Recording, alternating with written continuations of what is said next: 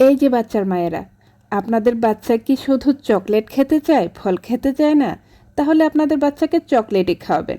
কি ভাবছেন আমি আপনাদেরকে কুবুদ্ধি দিচ্ছি? তা না, এই ভিডিওটি দেখুন তাহলেই বুঝতে পারবেন।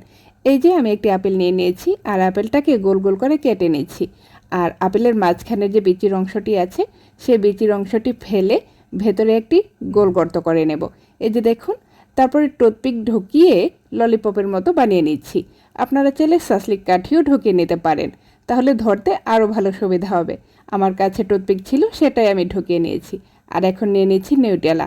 আপনারা কিন্তু এইখানে চকলেট সিরাপও ব্যবহার করতে পারেন। তো ভালো করে আমি আপেলের এক পাশে নিউটেলার কোটিং দিয়ে দিয়েছি। সবগুলো আপেলেই আমার দেওয়া হয়ে গিয়েছে। দেখতে পাচ্ছেন কতটা সুন্দর লাগছে?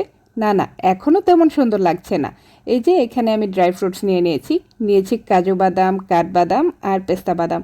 তো প্রত্যেকটি আপেলের উপরে আমি এখন বাদামগুলোকে ছড়িয়ে ছিটিয়ে দিয়ে দিচ্ছি। তো আমার বাদাম ছড়িয়ে ছিটিয়ে দেওয়া শেষ হয়ে গিয়েছে। আর আরও সৌন্দর্য বাড়ানোর জন্য এখন আমি দিয়ে দিচ্ছি সাদা তিল। এখন দেখতে কিন্তু আরও আকর্ষণীয় লাগবে। বাচ্চারা তো দেখে খাওয়ার জন্য পাগল হয়ে যাবে। আপনারা একবার বানিয়েই দেখুন না। তারা কিন্তু এখানে আপেল খাবে, চকলেট খাবে, সেই সাথে ড্রাই ফ্রুটসও খাবে। আর খেতে কিন্তু অসম্ভব ভালো লাগে। শুধু বাচ্চা না, বড়রাও কিন্তু বেশ মজা করে খাবে। তো কেমন লাগলো আপনাদের কাছে 5 মিনিটের এই অ্যাপেল ডোনাট রেসিপিটি? অবশ্যই কমেন্টে জানিয়ে যাবেন। দেখা হবে পরবর্তীতে। আল্লাহ হাফেজ।